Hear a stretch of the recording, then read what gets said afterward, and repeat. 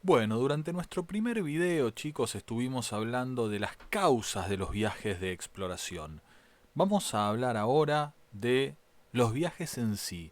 Y vamos a comenzar con los viajes de exploración portugueses.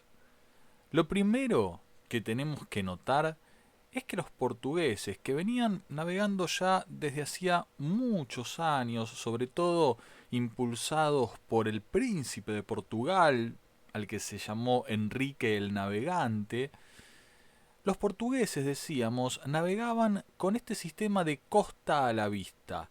Fíjense, sin alejarse mucho de las costas. Lo pueden ver acá en estos recorridos que la verdad que nunca se alejan demasiado de la costa, ¿no? Navegan bordeando el continente africano. Y fíjense que desde 1415, cuando inician estos viajes, lo que van haciendo es crear factorías en puertos africanos. ¿Y qué eran las factorías? Bueno, eran establecimientos comerciales que usaban para comprar y vender productos de la zona. Y realmente les funcionó muy bien esto en términos económicos.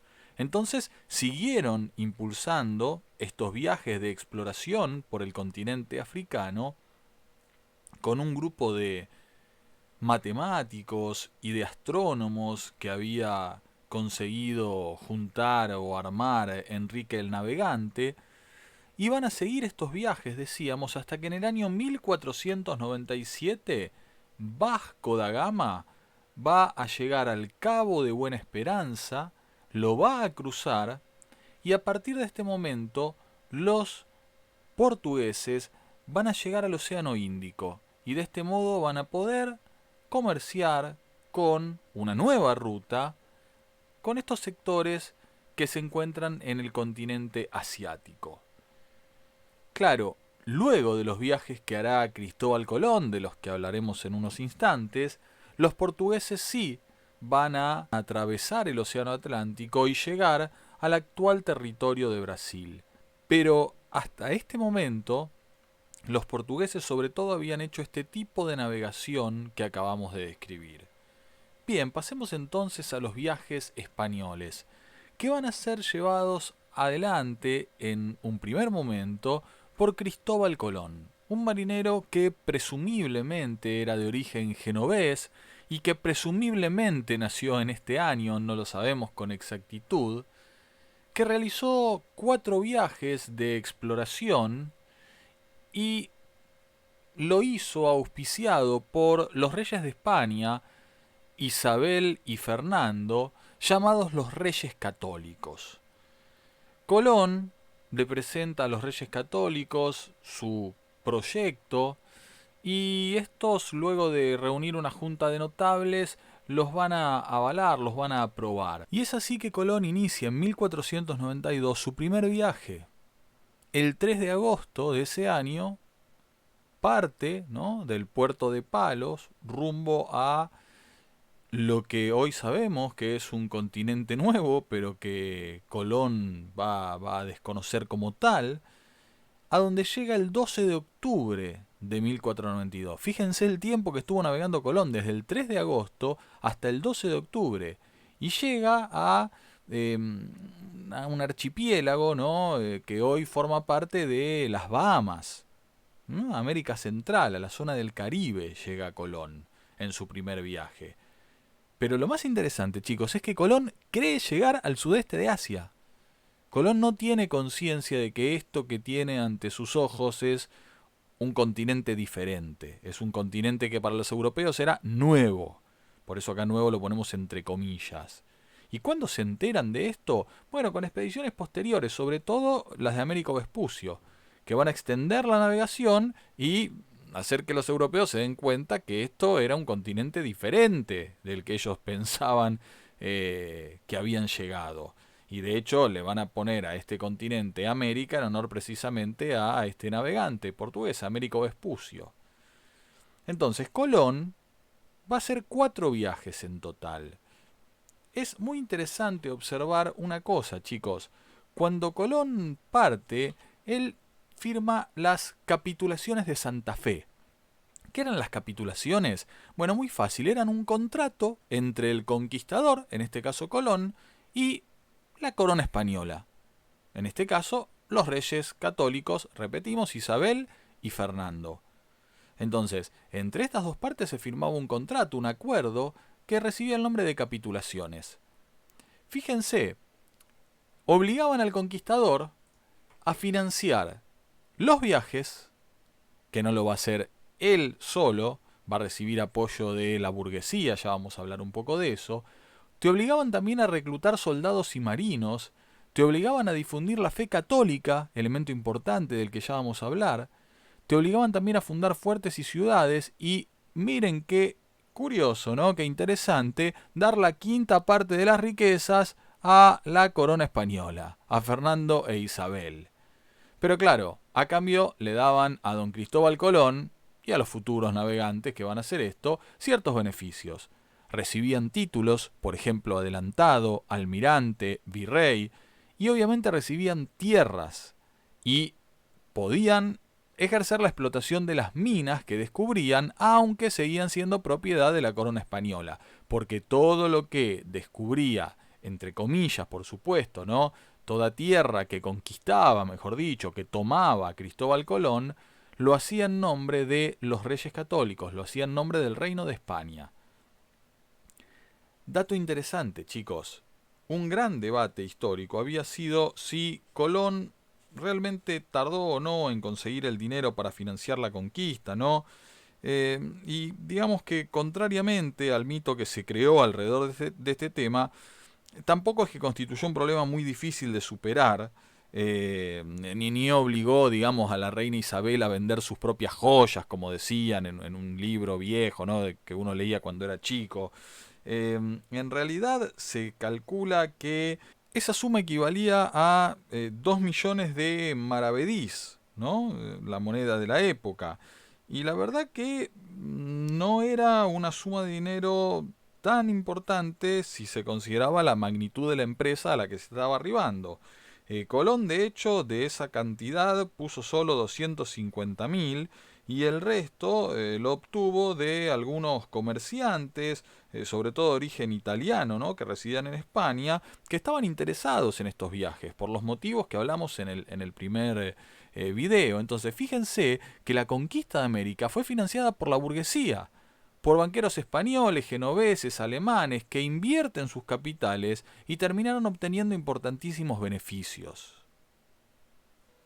Fíjense entonces que Colón abre la puerta a la denominada conquista de América. A partir de este momento, por un principio medieval que regía en ese momento, España se va a constituir en metrópoli, es decir, en el centro desde el que se toman las decisiones que van a afectar a América, decisiones que son políticas, que son económicas, jurídicas y también militares. España, en pocas palabras, chicos, va a pasar a dominar gran parte del continente americano.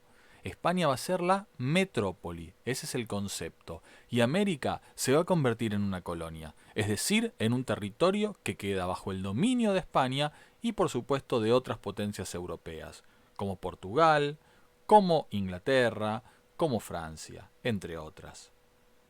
Y fíjense esto, es muy importante. Depender de una metrópolis. ¿Qué implicaba? Bueno, primero que España aplicó en América el sistema del que hablamos en el primer video, ¿no? Una doctrina económica que se llamaba el mercantilismo, que sostenía que la riqueza de un reino estaba en esto que dice acá, en acumular metales preciosos como el oro y la plata. Entonces, claro, si lo importante era buscar riquezas como el oro y la plata, lo que había que hacer en América era precisamente eso, buscarlos y una vez que los encontraron, llevarlos rápidamente a España. Entonces, como España es la metrópoli, como España domina, como España manda, lo que hace es, durante siglos, extraer oro y plata del continente americano e impedir el desarrollo económico de las colonias. ¿Por qué? Porque imponen un monopolio comercial. ¿Qué quiere decir monopolio? Que vos podés comerciar solo con uno, por eso mono, ¿no? Quiere decir uno.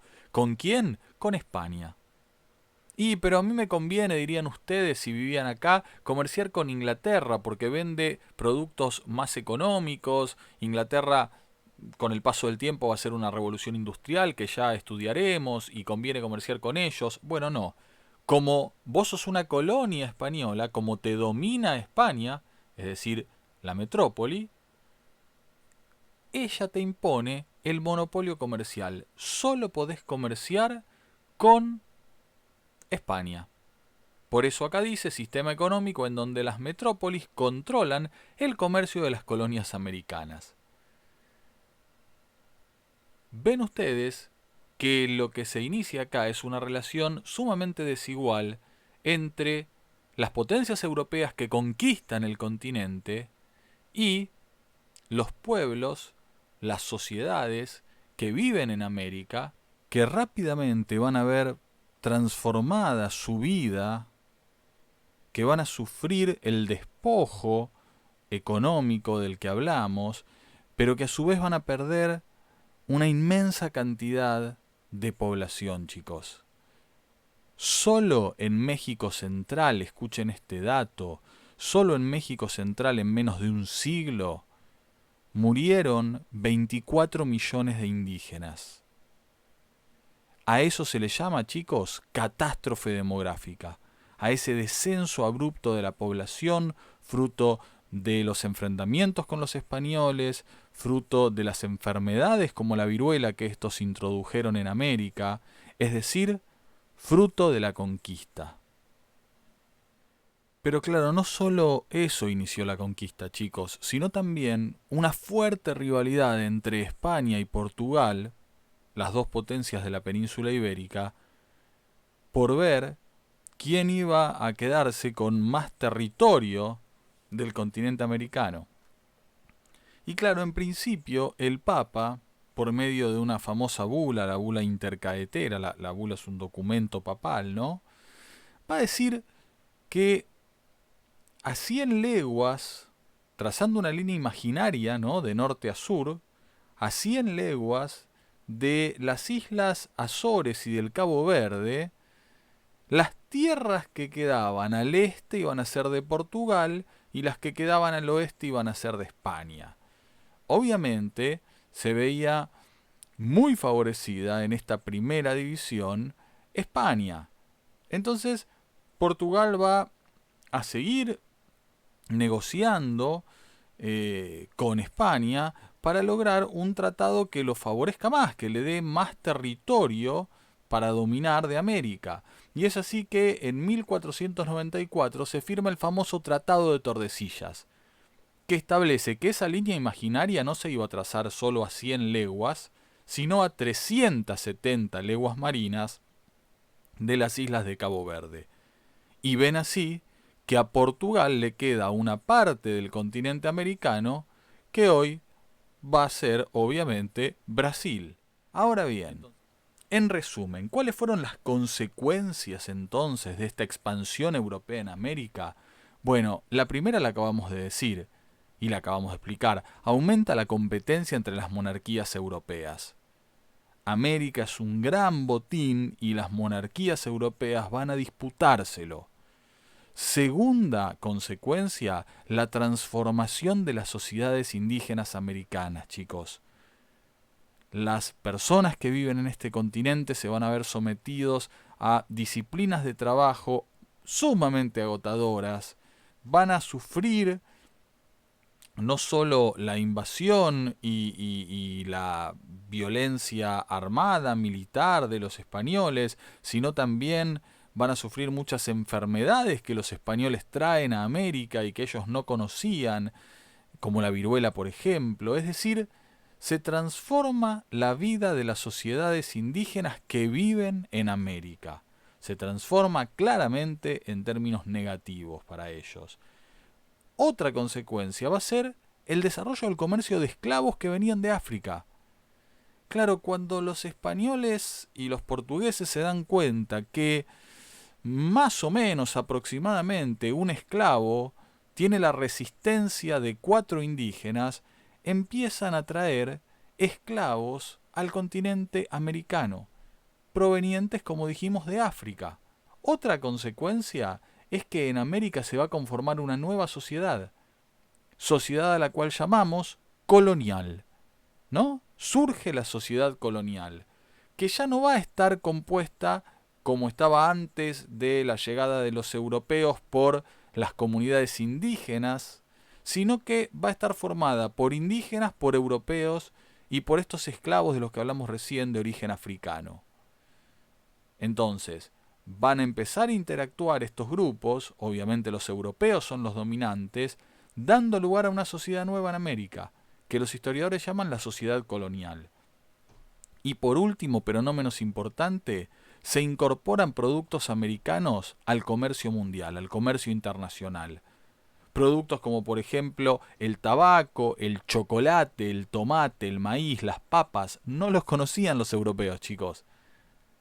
Estos son productos que los americanos, los indígenas, trabajaban, desarrollaban, consumían y que los europeos van a conocer y van a llevar a Europa. Repito, tabaco, chocolate, tomate, maíz, papas. Por primera vez un papa, por ejemplo, de la Iglesia Católica, imagínense, va a probar el tabaco, imaginen el papa fumando. Bueno, precisamente el comercio internacional, digamos, se vio enriquecido por estos nuevos productos que eran de origen americano y que van a ser incorporados al mercado, al comercio internacional. Pero sobre todo, chicos, lo que aportó la conquista fue una gran cantidad de oro y plata que dinamizó la economía europea. Estas entonces fueron las consecuencias más importantes y explicadas en términos muy generales de la expansión europea en América, de la conquista de América. Hasta acá llegamos entonces con este segundo video. Nos queda mucho por ver, nos queda mucho por hablar, pero lo haremos en sucesivos videos. Les mando un gran saludo y seguimos en contacto por medio de la plataforma.